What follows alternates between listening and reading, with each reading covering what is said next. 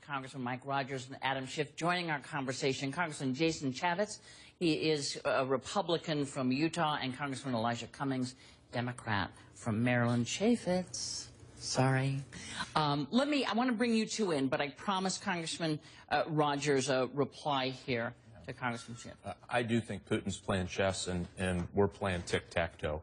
Think about where he is and what he wanted out of Syria. He got everything he wanted, including taking away the president's advantage of a guaranteed or at least a credible military strike. That happened, and it happened this week, and it happened with a framework of which we don't really know the conclusion of it. And think about who Putin is. He has more intelligence officers in the United States today than at the height of the Cold War.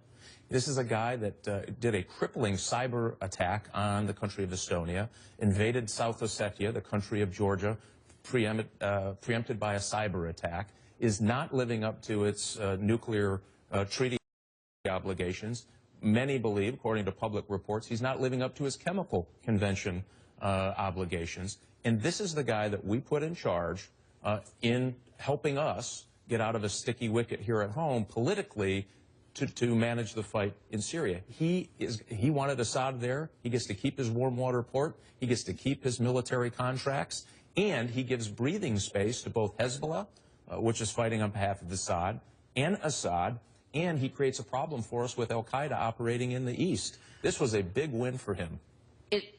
I'm going to ask you all to respond to that in this way. When you look at this deal, it is true, Congressman Cummings, that we are now sort of relying on a man that President Obama said 2 years ago, ought to be out and not running Syria.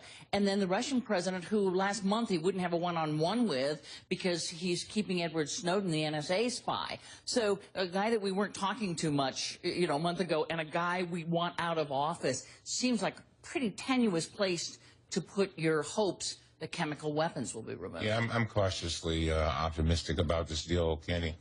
But let's not be distracted. Just a week ago, we were in a situation where we had Russia and Syria saying, not even admitting that they had the weapons.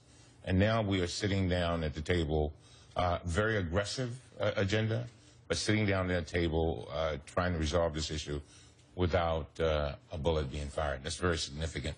So I want us to concentrate. Keep in mind that when they came into this deal, folks were talking about a month to give the inventory of chemical weapons. Now they're down to a week. That tells me something. Something's happening over there. Now, everything that the chairman said, I understand. But at this point right now, I think that we're in a situation where we can, again, get these chemical weapons out of its hands. We'll know what they are, get them destroyed, and then perhaps we can begin to deal with some other things like the Civil War. But I think, and by the way, a lot of people don't give the president credit. He made two decisions that were major. One, he decided to go with force, right. And two, he decided to enter into this diplomatic negotiations. On the other hand, there are those that argue it made him look like he didn't have a foreign policy.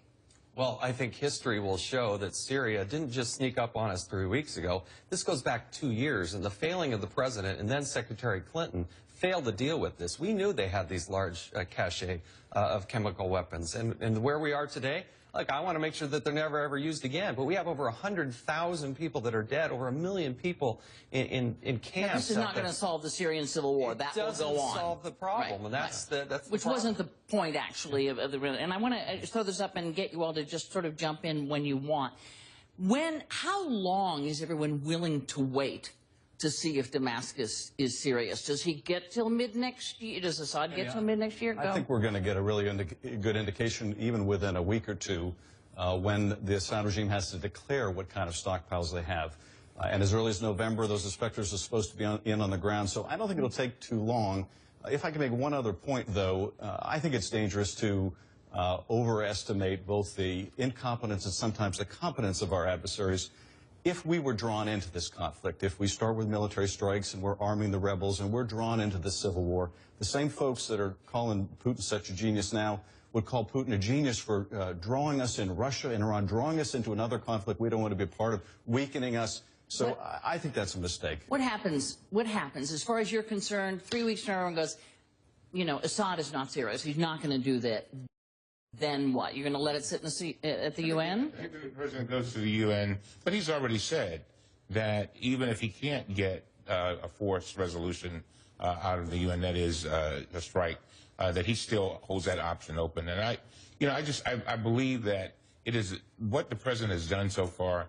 I think has been right on course. And keep in mind, our constituents didn't want to strike. Members of Congress, they were so happy that when they found out that this deal was on the ground. Sure. Because they didn't have to vote. In the end, but then when the president does something, he is the one person that made a decision. in the end, though, does this, let's say we find out Syria is not serious, is the president's hand then strengthened to come back to Congress and say, I got to strike now, or does he even have to come back to Congress? I think the War Powers Act gives him the ability to act. I will tell you, however, I think his hand would have been strengthened significantly if Congress would have given him the authority for a surgical strike to degrade their chemical weapons use, and he looked like a commander-in-chief. All of that confusion allowed Putin to step in and fill the void. I think that's a problem. Well, the president's not responsible for Republicans But here's the or Democrats, right? This was a bipartisan flailing. Right. But it was also a lack of credibility that the president couldn't present the national security case. And I think there was a lot of... I want to cite one thing, Candy, and that is that this agreement, as tough as it is, holds the promise of taking these weapons off the market. Right. Now, if we went with a military strike, that might have deterred and degraded his ability to use them again, but it wouldn't prevent those weapons from falling into the hands of Al-Qaeda, al-Nusra, and others when that regime falls. This agreement may do it. Now, it may not. It may fall flat on its face. But this is the only thing we've seen thus far that has the potential of being our core national security interest, and that is taking those weapons off the battlefield. It leaves one important gap. Chemical weapons are important to remove from the battlefield. Absolutely agree. They've fired well over 100 Scud missiles at civilians. So we needed it to step up. We needed, I think, that credible threat authorized by Congress, not so he could take a strike, but so he could lead the negotiation. Right now, we are being led by the nose by Putin through this horrible morass we call the United Nations. That stops us from the higher national security interest, which is chemical weapons, yes, also conventional weapons sophistication that is dangerous if it falls into the hands of Al-Qaeda and Hezbollah. Congressman Chaffetz, you were trying to get in here.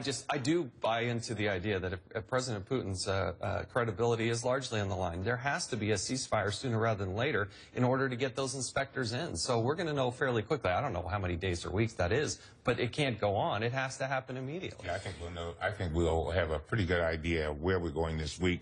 And Candy, this is going to be a step-by-step situation.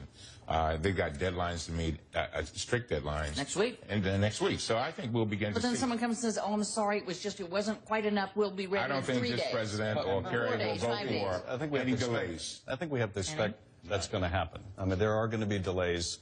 But when you look at how these inspections have worked in the past, even when Saddam Hussein was obscuring, delaying, obstructing, nonetheless, those inspections were largely successful.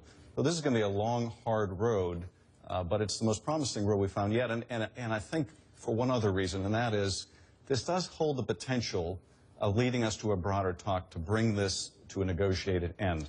And that, I think, is a win of opportunity we need to seize on. I have to stop it here, but I need a yes or no off of what Congressman Cummings just said, which is no delays. Not 1 day, not 2 days, not 3 days, no delay. Everybody agree? With Syria. Delay.